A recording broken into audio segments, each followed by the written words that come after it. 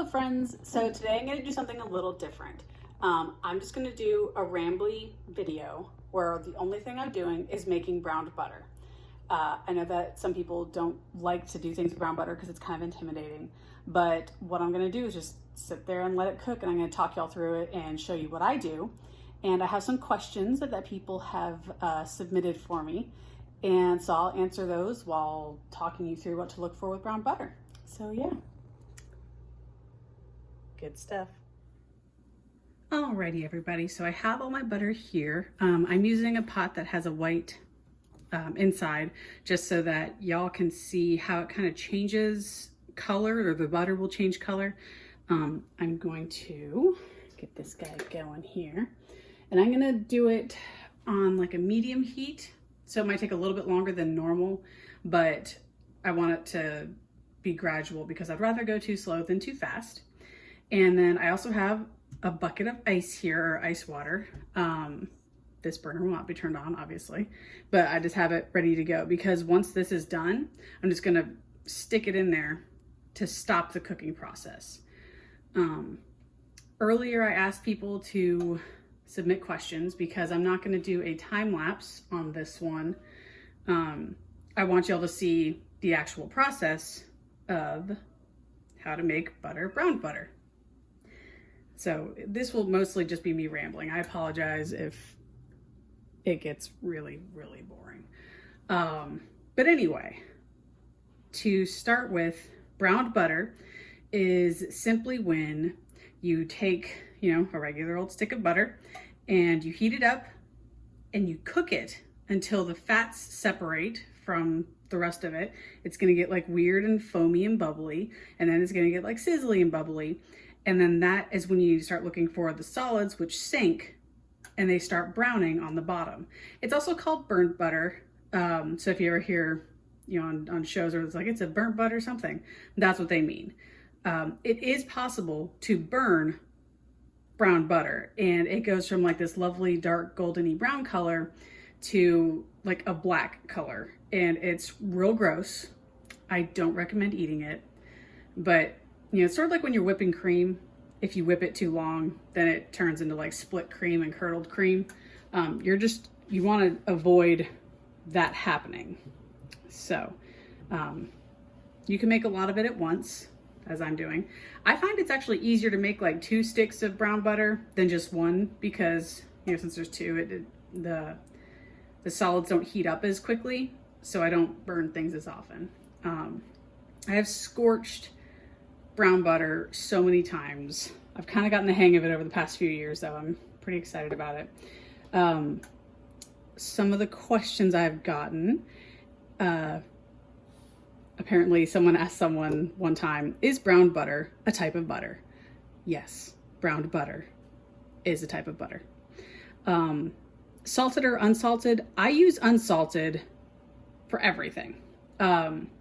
Even like for toast, if I really want a little bit of salt on it, I'll just sprinkle a tiny bit of kosher salt on some toast. But we only have unsalted butter in this house because of all the baking we do. We don't want to accidentally have salted butter because then that would just fully alter the taste of everything. So anyway, this is unsalted butter. This is what I always use. I'm sure there are people who do use salted, but that's not this video. Can you store it or keep it once it's brown butter? Yes, it stores really well. I've had the notion to like just put it in one of those little bitty mason jars and give it to people like that because it's super flavorful and it tastes really good on like steaks. So like if you make a steak and you just want a little bit of seasoned butter, just plunk it on the top at the end and kind of let it melt into it. It's very, very yummy. But yeah, so it stores well. You can put it in the fridge. You can, leave it on your counter if you're the type of person who will leave butter out. We have a butter that we just keep at room temperature all the time and then store the rest in the fridge. Let's see. Yeah, so can you use it for other stuff other than baking? Yeah. Can/should you season it? You absolutely can. I don't because I like the taste of browned butter, but you can do like garlic browned butter, again, for like your more savory things. I would not make cookies with garlic butter because gross. But you could probably do like a browned honey butter, but like, I feel like the honey would just get overpowered because brown butter can be a very strong flavor. It almost gives like a, not a nuttiness, but kind of a nuttiness to the flavors. Let's see. So yeah, as you can see, it gets that yellowy color. The other 3 sticks at the bottom are already pretty much melted. There's just the one that was on the top. These came straight out of the fridge. When I'm baking, I like to have room temperature butter, but obviously since it's getting melted and cooked / burned, I don't care if it's cold first. Yeah.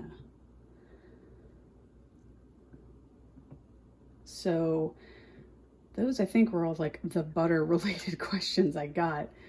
As far as baking questions go, someone asked if, so they see in my other videos that I have a stand mixer, but you don't have to have a stand mixer to do baking. Like, I mean, you don't even need a hand mixer. It just takes a lot longer and you'll probably get exhausted and or really buff.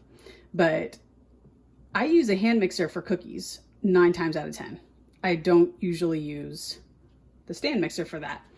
But what you have to do when you're using your hand mixer is you need to make sure you're like rotating the bowl, make sure you get the, you know, the beaters all up on the sides of the bowl and things like that, scraping down the sides as regularly as you can / want, and making sure that everything gets incorporated, which you have to do with a stand mixer, but just, you know, it might take a little bit longer, or it's just less efficient because I can turn on the stand mixer to do something, walk away, and then, you know, come back a few minutes later and be like, okay, well, it's sort of like when I'm making my meringues. It takes 10 minutes to get the meringues whipped up. And I would not want to sit there for 10 minutes with a hand mixer. Like that sounds awful to me. But anyway, but yeah, you can absolutely use a hand mixer for pretty much everything. Like I said, I do like to use it for my cookies, mostly because my little stand mixer, I say little, like it's not the smallest version of a KitchenAid, but it's kind of that middle size that I think they've discontinued.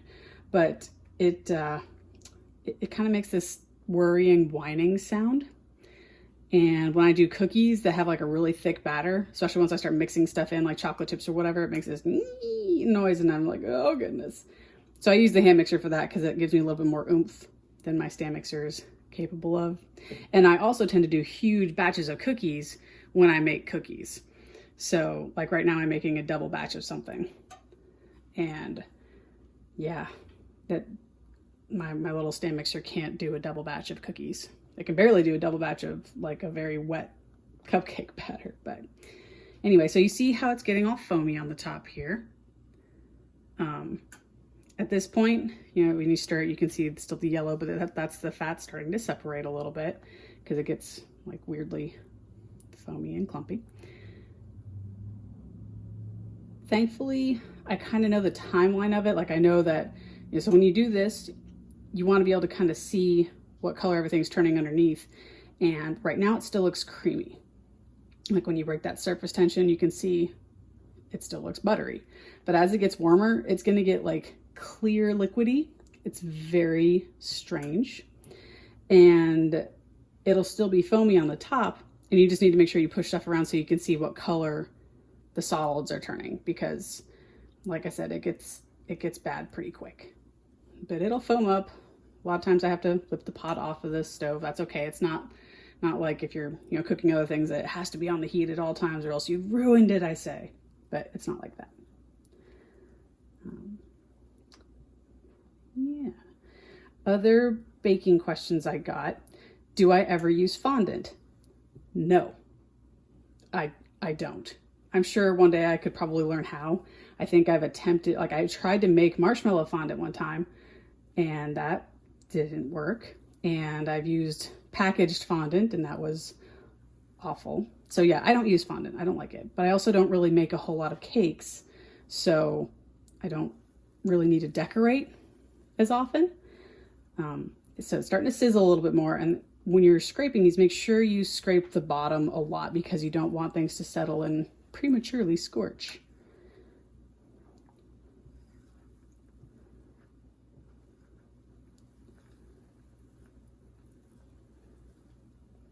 So yeah, it gets, now it's a different consistency. It's not like a creamy foam. It's more like if you were to just mix up eggs for a while and get kind of that foamy texture on like eggs. I don't know if that makes any sense, but that's kind of how I look at it.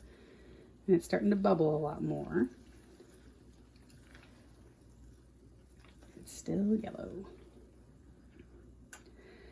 But you can see it's getting thinner as well, like that.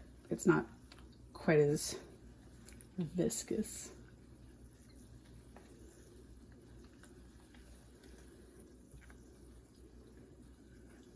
I asked people if they wanted any other questions other than baking related things. And a question I got from Addie was, what are my top 5 favorite Harry Potter characters? And that actually is an excellent question that got me really thinking. And in no particular order, my answer is Hedwig and Luna Lovegood. I just love her. I'm just going to call all the Thestrals one character. I love the Thestrals. They're just sweet little skeleton bad horses. They're great. And then Hagrid and Fang. Those are my top 5 favorite. Yeah, I like all the characters that are either animals or tend to be kind, a little misunderstood, usually getting up to shenanigans they probably oughtn't. Those are my favorites. Okay, so now you see on this, the foam is like completely gone and it's just simmering. So this is when the fats will start to separate a lot more.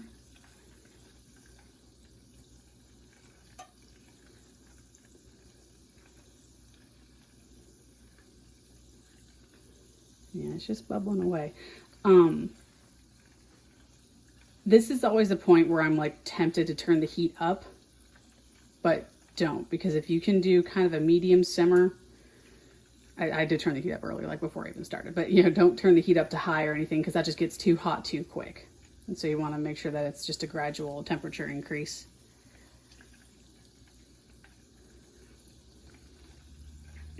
Okay. Another question I got from Melanie was, what is my favorite thing about myself? Which is an interesting question. I'm not usually one that's good at finding things like that. I would say of my physical characteristics, I like my eyes. They're real green and it makes me happy. I like them. As far as non-physical characteristics, I have heard that I give really good hugs. And so that's one of my favorite things, is that because I really like hugging. I'm always happy to hug people who consent to being hugged, but it's nice to know that my hugs are good and well received.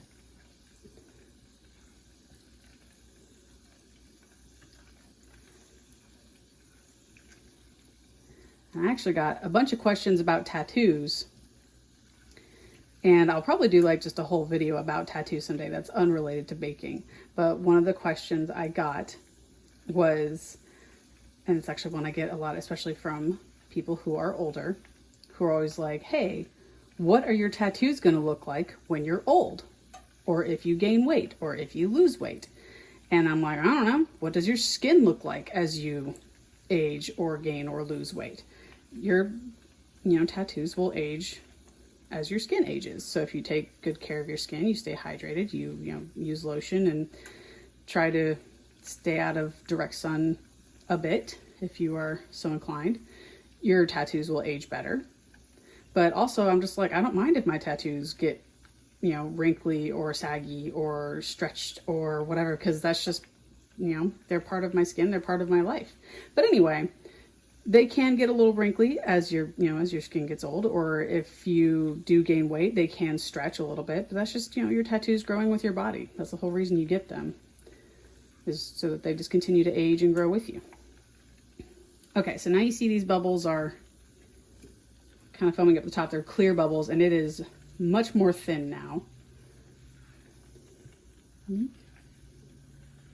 Yeah, and it's starting to get, I'm just going to take it off so the bubbles calm down a little, so you can maybe see that it's starting to get kind of a darker yellow color than that light buttery color.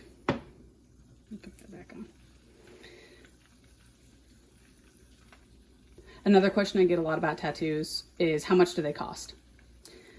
And It depends. It depends on if you want something really big. It depends on if you want something, you know, small but really fine detail. It really depends on your artist, your shop, how much detail goes into it. If, you know, people are always like, well, color is always more expensive. And so, well, not necessarily. It can be, because color tends to take longer.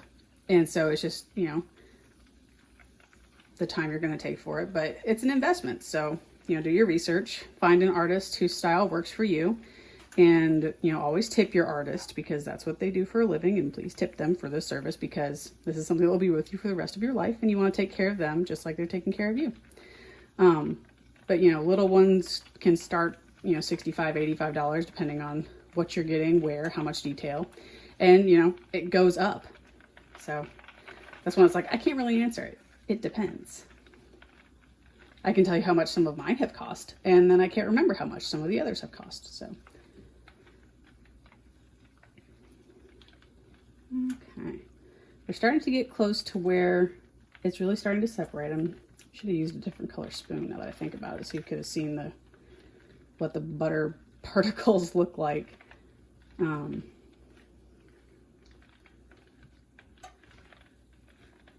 yeah, this is when it's like you have to try and scoop off some of the stuff so you can see the color below, because this is when it's like foam, but like bubble bath foam.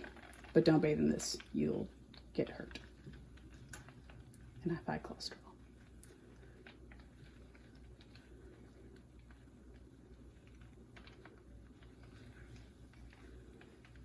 Another question I get actually about tattoos a lot is, how many do I have? It's complicated. I would guess 30, but I don't know if some tattoos count as one, or if it's like, okay, well, this one took 3 sittings, does that count as 3 tattoos? Or if it's one cohesive piece, does that count as one?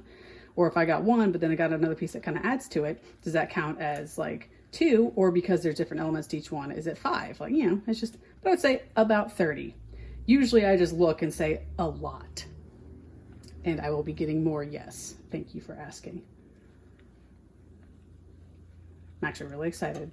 Yeah, I'm fully vaccinated and saving up money, and we'll hopefully be getting tattoos soon. Okay, so it's starting to get dark on the, it's hard to describe what I'm looking for, but if you can see, it's almost like a brownish underneath all the foam. I'm trying to stir it around to break some of the bubbles, and so if you can kind of look towards the back here where my spoon is, see how it's starting to brown on the pan a little bit? It is becoming browned butter. I'm actually going to put it on for just a few more seconds. This is when it's like, you got to watch it, because since it is still hot, it is still cooking. So you don't want to go like, well, I think it needs to be a little bit darker, and then you leave it on for too long. So I'm holding it above the heat so I can stir and see how much brown I have. Probably put it on, turn the heat off. That's what I'm going to do. Oh, it smells really good. Okay, so you can kind of see how it's brown here. It went from that pale yellow buttery color, pretty much what's the foam on top color, to this nice brown. Okay, so this to me, let me see if I can, so you see kind of like it's dark through the foam, which sounds strange, but like you can kind of see.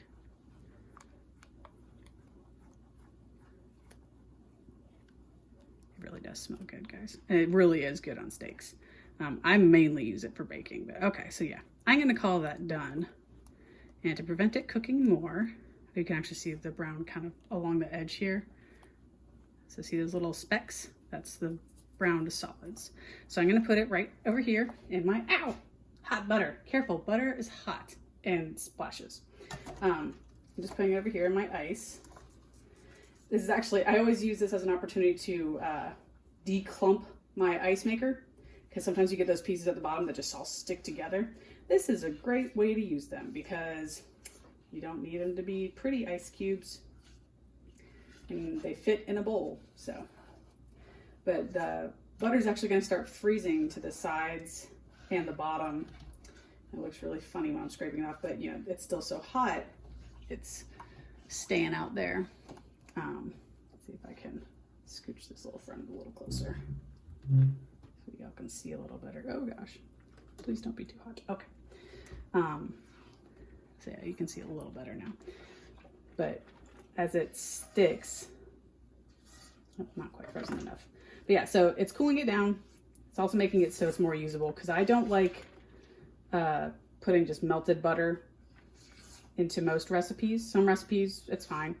But it totally changes the consistency of whatever you're baking if you use melted butter versus soft butter. I have to clean that up. Maybe one of the cats will do it. But yeah, so you see how that lovely like golden ambery color? It's pretty nice.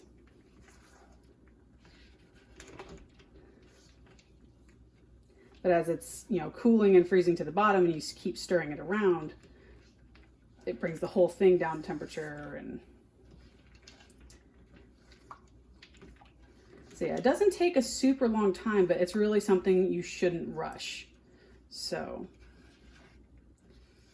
really, I never timed it before, so this video will be interesting for me because I've never really known. I just kind of do it. I hope for the best.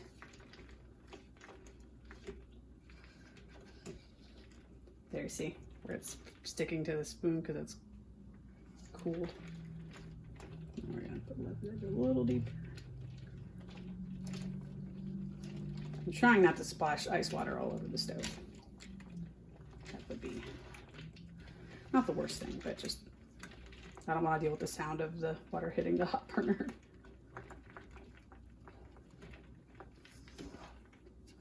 But yeah, so I'm trying to think of if there's, I didn't get too many questions just because I kind of last minute decided I wanted to do this. But if y'all have any other questions, whether it's, oh, I did get a question about our cats. Forgot. We have 4 cats right now. Our oldest one is Lola. She's the one who looks sad. And then Cricket is my baby that I guilted us into having. She's a holy terror a lot of times. She's very food motivated and she likes to stand on your knee and poke at your face, hoping you'll give her things, whatever you have. She's not too picky. And then our 2 youngest are Andy and Dusty. And Andy, he's our youngest and also our only boy cat right now.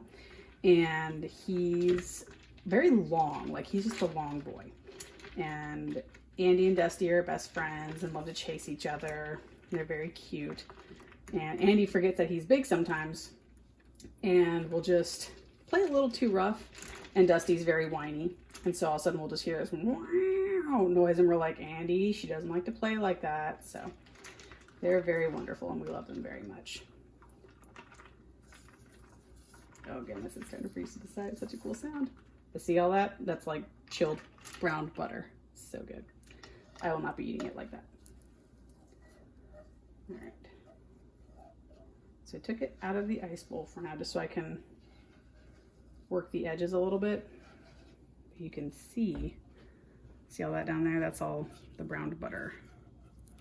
It's so good. But when you're stirring it back around to let it get incorporated, it, you know, just evens up the flavor and, you know, because you don't want to like just have the bottom part or just have the top part. You want it to be well incorporated. But anyway, as I was saying before I forget and remember things, if y'all have any questions, whether they're baking or, you know, fandom or just life related, do feel free to just leave it in the comments or, you know, you can find me on Instagram and Twitter, all these things.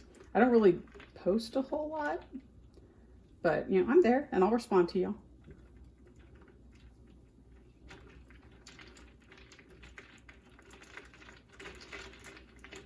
Sometimes when I'm doing this, if I have to go do something else, I'll leave it in the pot and then it's just this hunk of frozen browned butter. And so I have to just put it back on the stove while it's still warm. Don't turn it back on, but like, you know, it's a warm stove.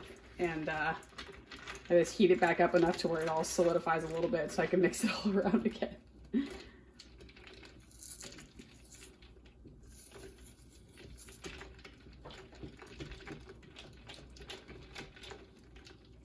Yeah, what I'll be making with this is a batch of, so it's the brown butter and then toffee. So like the, you know, what's at the center of Heath. One day I'm going to make my own toffee.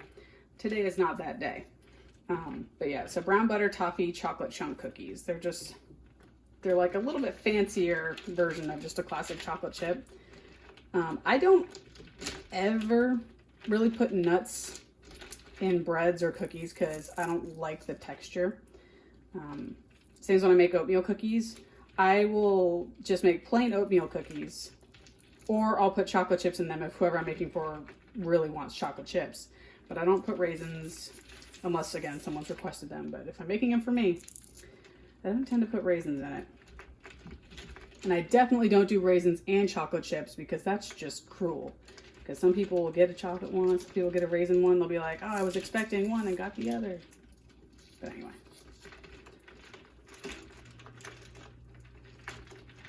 Yeah, so you can see how much it's sticking to the spoon. But that's the brown butter. So good. It's getting pretty cool. Like, I could probably touch it. I'm not going to because gross. But like, I could touch it and it wouldn't hurt me. It's room temperature-ish and coming down fairly quickly. I also find that getting a bowl that has a rubber bottom helps a lot because otherwise it tends to slide around a lot. These are just trial and error things that I've learned because I've done it. You see it's all freezing to the side.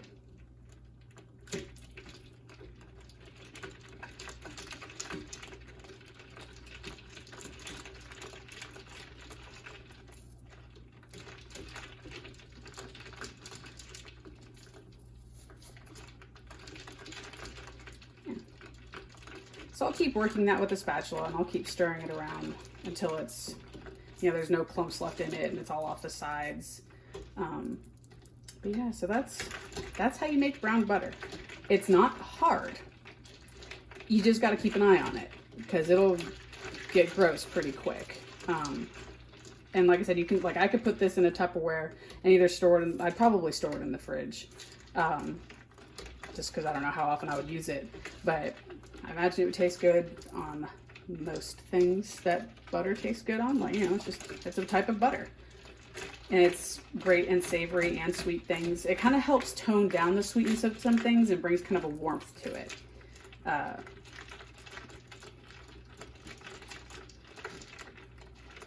yeah. So thank y'all so much for tuning into this rambly but short-ish video.